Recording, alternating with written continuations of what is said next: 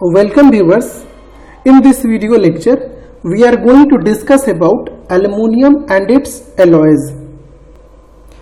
So आगे बढ़ने से पहले there is a topic called classification of metal alloys that we must need to see.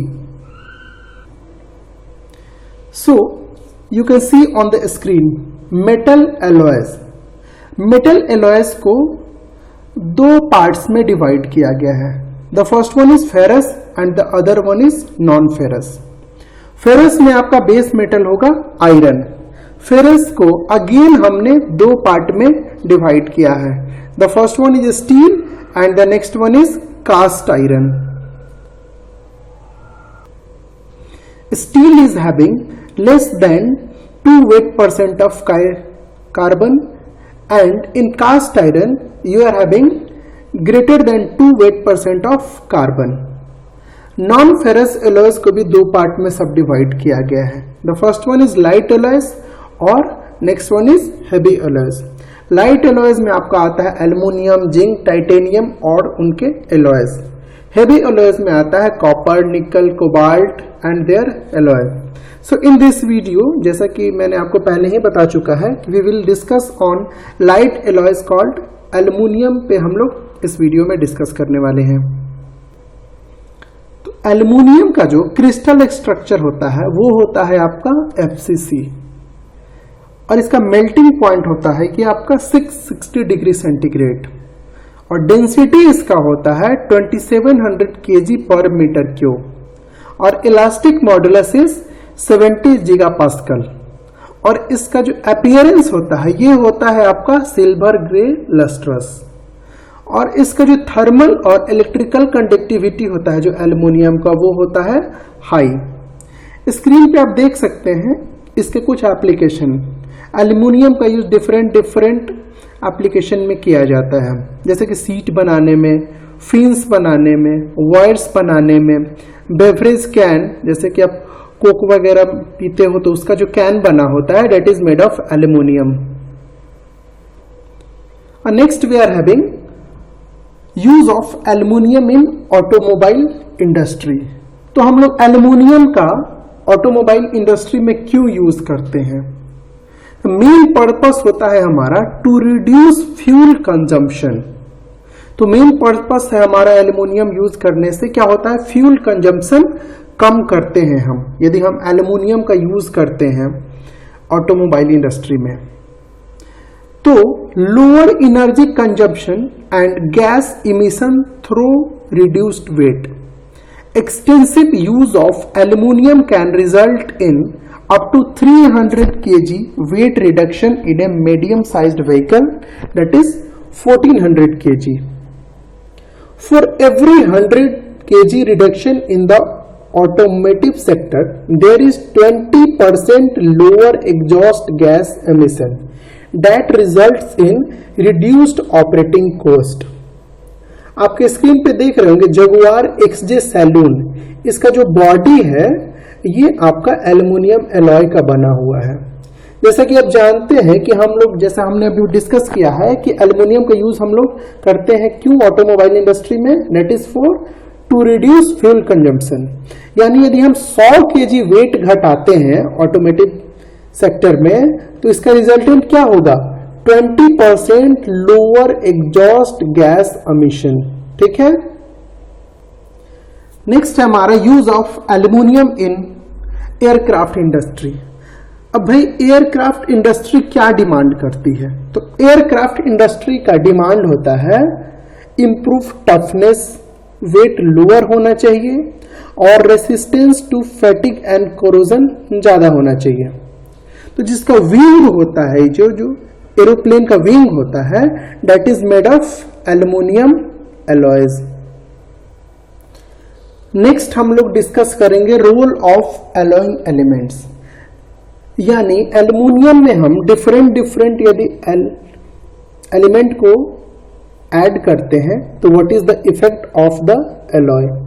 तो aluminium में यदि हम कॉपर ऐड करते हैं तो that increase strength and hardness. If the copper percent is greater than 12 it makes the alloy brittle. Hot cracking tendency होता है, decrease corrosion resistance.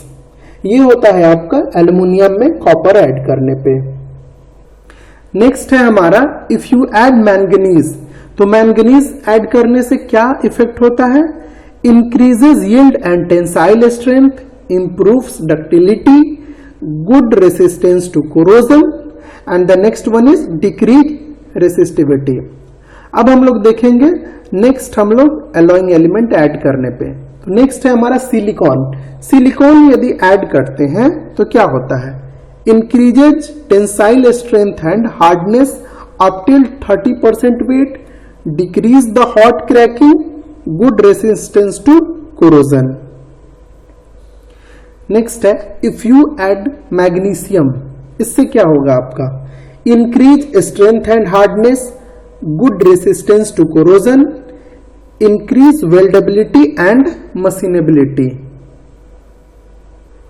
Next is if you add zinc, what is the effect of the alloy?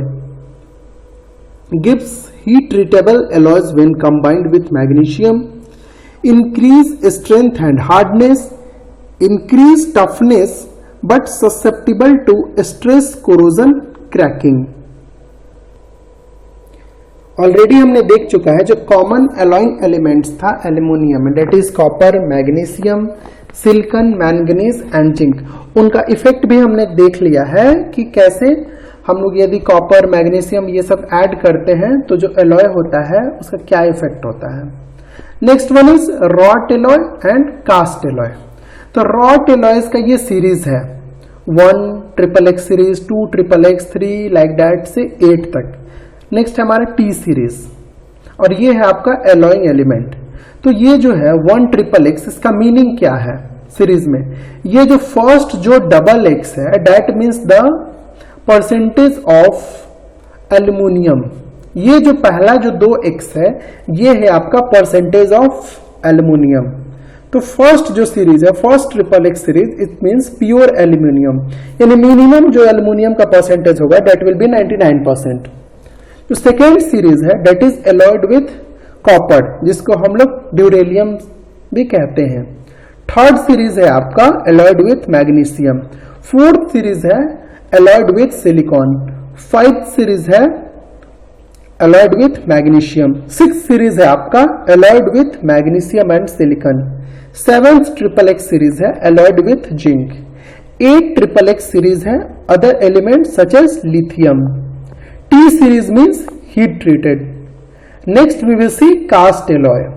ये जो series आप देख रहे होंगे 1 2 से 9 तक सेम है, but here it is XX.X series, XX.X series.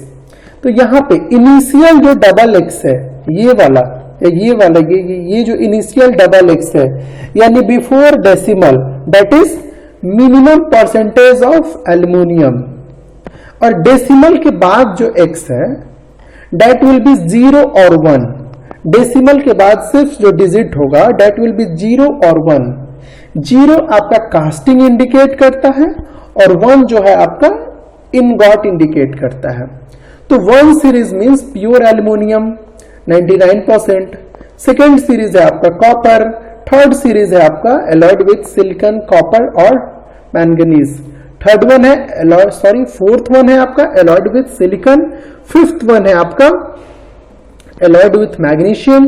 Seventh one है आपका एलॉयड विथ जिंक। 8 वन है आपका alloyed with tin and 9th series है आपका अदर एलिमेंट से alloying.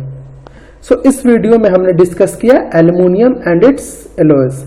If you are having any doubt you can ask me through the comment section. Thank you.